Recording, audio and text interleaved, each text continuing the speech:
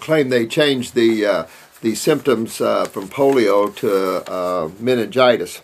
I mean, this is just, this is how corruption is, and I don't know what one does about that much corruption. But all I have to say that to those that are corrupt, one word, karma. Jesus said it quite aptly too, you reap what you sow. So if you as a soul knew that when you hurt someone else, you're going to get it right back, but maybe even a little worse, you're not going to hurt somebody because you're going to have to experience it. You experience everything you create, no matter what it is. You experience it. You can't get out of it. That's why, that's also some of the secrets of how you get out of creation, is you quit creating. Don't care about anything. Just live in the moment. Enjoy the moment. Everything will be there for you. You'll be surprised. If you learn to live in the now and you're walking down and you need something, it's right there. I was fighting the IRS. I needed a good constitutional attorney. Where do I get one? And one walked right in my office and said, I need your help. I said, I need yours. So that was, that's how God works. I mean, it's just great. But when we push too hard, the door doesn't want to open. I learned this a long time ago. Don't open any doors that pushing too hard to open. Once you do, you find out, oh, now I know why it was closed for me. I've learned that so many times. I've had my butt kicked so many times that way. So if the door doesn't open, I back off and start to go another way. Thank you. And you'll find that's the best way to live life. Pushing on a door that's real closed for a reason. Let me see here. Okay, so we started out with bronchitis, then it went to laryngitis. Remember, every time you suppress with antibiotics, the next experience is deeper. Simple cold and flu, sinus congestion, goes into bronchitis, goes into pneumonia, doesn't go in. It's just, when you suppress congestion, remember you're constantly creating congestion. And especially if you're eating the same way that's creating the congestion, like with the dairies and the things like that. So everything is going to get worse and worse and worse and worse than it does. Or we could call them different diseases if we were not had our thinking hat on, right? After this, bronchitis, antibiotics at 9, 10, developed chronic obstructive bronchitis. Yeah, hello. Once at this age, he started to choke. Reanimation department during intravenous drip. His body started turning blue. Adrenaline shot to his head. During this third year, he felt his first symptoms of allergies. So the fingers are swelling, bleeding nose, bloom, bloom, bloom, bloom, bloom. So he's got itching in a private part, endoscopy of the bowels, ensuring abnormal, liver function is also normal. Why? By blood work.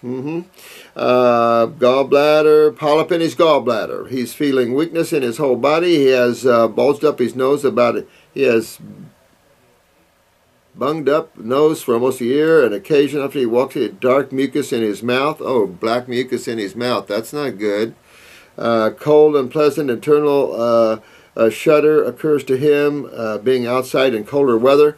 Well, he probably has, big time suppression of thyroid, a lot of congestion. He's loaded, he's blocked up here. You have to decongest this young man. This young man, very lymphatics. I mean, this is all lymphatics, blah, blah, blah, blah, blah. And of course, the lymph system is a great culturing medium for anything. So really, you got to go after this young man. Or he's young, he's 25 years old now. He's got to work on his kidneys, his adrenal glands, start cleaning up the body as you see this here on the YouTube.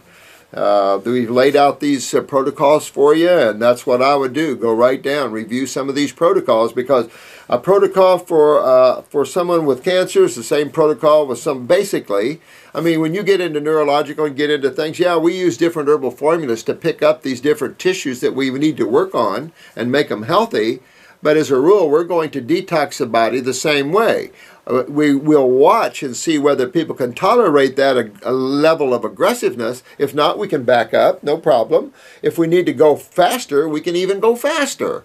But we like to start out gentle. That's why I use the first detox kit on people, just kind of a gentle one lymphatic, one kidney. Got to deworm people right off. Got to pick up the liver a little bit, which will also grab the pancreas and pick up the stomach and bowels there. Pick up the endocrine gland. If you look at that, that's a nice, really way to start a detox program. You deworm your people. You open up the liver, the pancreas a little bit. You work on the GI tract. You get the kidneys up. You get the endocrine glands moving. Then, after a couple of weeks, if they don't see any really worms or anything, if you see worms and stuff, repeat that kit. But then, honk on, 2 kidney formulas, 2 lymphatics, 1 capsule, and you're really now starting to pull in and dig and pull on that lymph system and on those GI tracts and in the kidneys. At the same time, you're powering up the endocrine glands. And so this is the only way I've ever found that you can truly find remedy, and at the end of it, true regeneration and genetic remembering of cells. That's the only true way I've ever seen that ever done. Other than that, I don't see anything going on that's outstanding to me. Hippocrates not outstanding far from it. I don't see anything outstanding there. There are a few of you practitioners that are outstanding out there, absolutely. But you're working at these higher levels when you're outstanding out there. That's all I'm saying. I told him to eat raw as much as possible, fruits and greens, but low budget binds us down. And here in Lithuania, it's hard to get organic fruits. Well, you might not do organic there, dear ones. You just have to do whatever you can do. Keep the pesticides off of it, though. If you need a veggie wash and the like, the herbal teas would be good, absolutely, because it'll warm them up. The heal all tea or any detoxifying tea. And when you look at detoxifying teas, don't get these purgative herbs, you know, for the bowels and stuff. That's not true detox. Could you suggest some herbs? Well, you know, again, you're going after the kidneys. You're going after the lymphatic systems. Absolutely. If you need to go and get up into the lungs and bronchial trunk, I would use lungs number 2. We have a 3-lung tea. I'd definitely get on that one and start detoxing. If you can't get it over there quick, then look up pleurisy, mullein, and fenugreek. Most people can get fenugreek world over. Maybe not pleurisy root, but things that decongest. You know, things that decongest, things that loosen up hardened sputum or mucus, things like that. Slippery elm, marshmallow, excellent. Comfrey's excellent. Comfrey leaf for the lungs and bronchial trunk. But remember, when you start this, the healing crisis, mucus in, mucus out. So you're going to see a lot of mucus coming out of this young man, both out of the nose and everywhere else. Good. That's just you know, smell better, breathe better, hear better, taste better type of thing. Absolutely. Now, what we got here? A question for herself. A 22-year-old female. A few years ago, I was diagnosed with POTS, which is polycystic ovarian syndrome. Well, you know, whatever you want to call it that way. It's left ovary. Well, it just shows the left kidney is the one not filtering as good as the other one. My period became irregular. Don't come a few months during a year.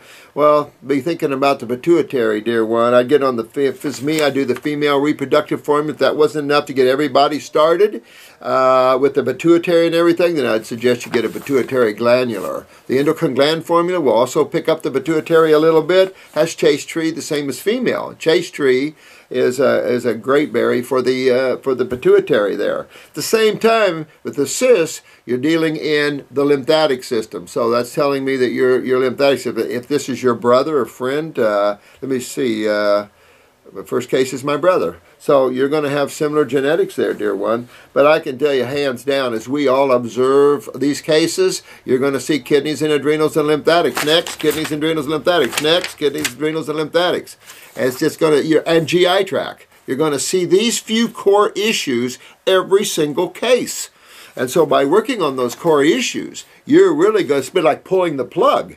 And as you begin that hydration and changing the anionic environment there, you're going to create this cationic environment where you're going to start seeing all this coagulation, all this dehydration. You're going to see it now becoming hydrated and fluids becoming more cationic. And so it's going to be good in that way. You just have to remember the cationic and anionic experiences and how magnetism exists and how opposites attract to find balance. This is all about homeostasis and blah, blah, blah, blah, blah. But you can pull your hair out in tracking all of that and following all of that. And at the end of the carrot, how are you going to tell your client that when they don't want to know? They're hurting. They want to know how to get well. 2 years ago, my journey to health living began. Let's see, the raw food experience, love the melons, good deal, sweetheart. Once a week, cooked vegetables, nuts, not bad. Doctors didn't find reason for my irregular periods. Oh my God. Well, here's the problem. FSH is normal. That's follicle stimulating hormone out of the pituitary gland. The problem with that is blood work is very inaccurate. I'll show you. You pick up the pituitary, get on the female reproductive, pick up the pituitary, you're going to start your menses again. Other tests also are normal. That's why I never use blood work or saliva for steroid and hormone look, because, oh, FSH is good, but you're not having periods. You can see the same thing in TSH, thyroid stimulating hormone, and the same thing in PTH, parathyroid stimulating hormone. You'll still see that the hormones show adequate, but at the same time you have hypoparathyroidism, thyroidism, ovarian syndromes like this. Then my periods disappeared. My skin is really dry, especially on hands. Of course, that's the lymphatic system dehydrating you. I bruise easy. Okay, now, no, that's not pituitary, sweetheart. Parathyroid. Bruise easy is the parathyroid and parathormone. That's how you utilize calcium. The calcitonin comes out of the thyroid. So just remember, this is skeletal and connective tissue. This is also rate of metabolism, heart rate.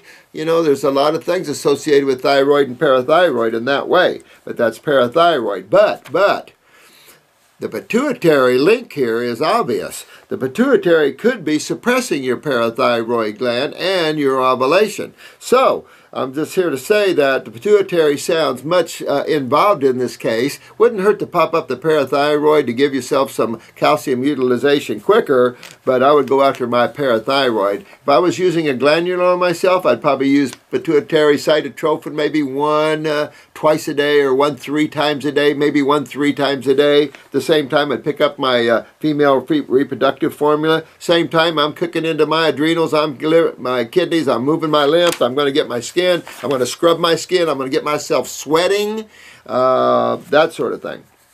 She also has sulfur in her eyes. Yeah, I mean, it's just the nature of the beast there, honey. I mean, it's just a sad thing when you look at how we've done in our healthcare system. And I bite my tongue when I refer to allopathy to healthcare, because there's no such thing.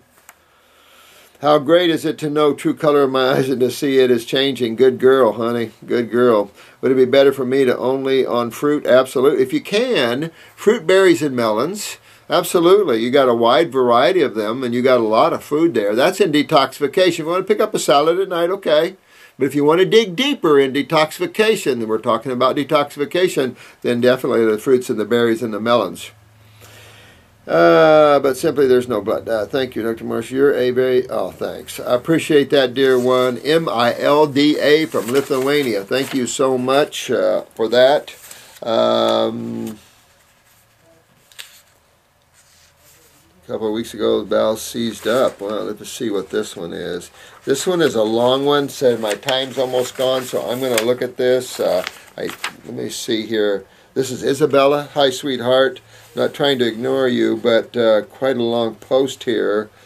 You're detoxifying, really lots of emotional releases happening too, spontaneous tears, joy. Yeah, that's a good emotional detox. It sounds like your adrenals are going to start working pretty good when you're done with this. And that's what you do, letting go of crap and stuff. Good girl. Man, you're kicking butt here. It's chemical, it's magnetic, it's energetic. Sound like you're a sweetheart, dear one. Let me see here. My question is staying on the detox. How hard is it on my body to have my ritual cup of coffee in the morning? This might be a good question for you guys. While juicing, you know, I use a splash of milk. No.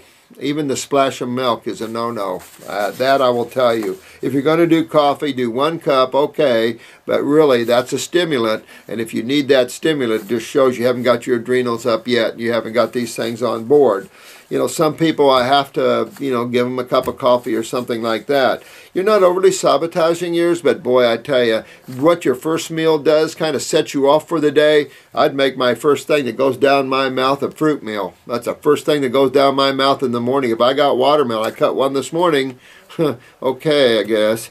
But that's the first thing that goes down my mouth. That starts the vibrational frequencies. That turns on the engine. That revs up the nervous system. That's high magnetic energy. Everything starts waking up. The lymph system starts moving. You start turning it on. As opposed to stimulants, which you're stimulating the liver. You're stimulating the pancreas. You're stimulating peristalsis.